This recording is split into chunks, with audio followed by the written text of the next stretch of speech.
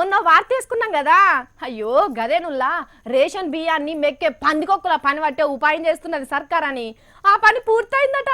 అబ్బో ఆ ముచ్చట్లను చూస్తే ఇక పేదోని బువ్వకు డోకాయే లేదనిపిస్తున్నది.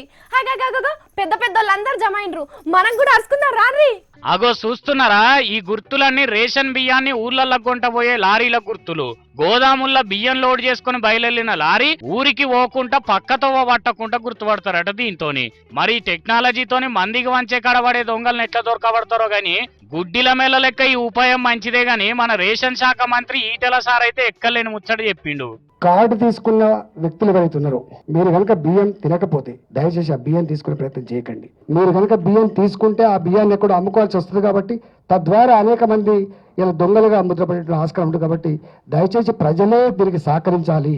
ఇన్న రానుల్లా మంత్రి ఈటెల సార్ ముచ్చటెట్లున్నదో, బియ్యం తీసుకొని అమ్ముకుంటే వ్యాపారం చేసేటోళ్ళు అనవసరంగా దొంగలు అవుతున్నారట. అంటే జనమే దొంగలని చేస్తున్నారన్నట.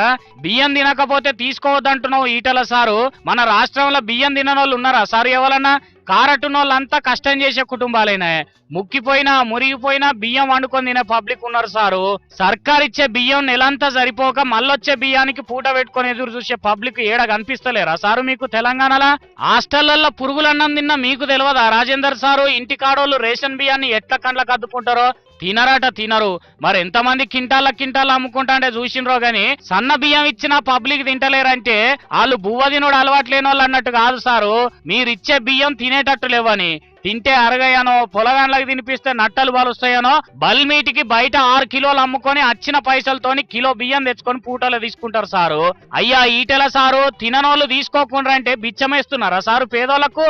ఎట్లా నోరొచ్చింది సారు నీకు? వీలైతే అందరు తినే బియ్యం సప్లై చేస్తామని చెప్పాలి. బలిసిన దొరలకు కారట్లు ఇచ్చిన ఆఫీసర్ల సంగతి చూడాలి. రేషన్ బియ్యం తిననంత సిరున్నోడు రేషన్ దుకాణంలో లైన్లు కట్టి నిలబడి తెచ్చుకుంటాడా సారు? జర్రంత ఆలోచన చేయండి సారు అని అంటున్నారు. కోపన్ బియ్యం బదులాడుకొచ్చుకొని తింటున్న ఊళ్ళల్లో పేదోళ్ళు.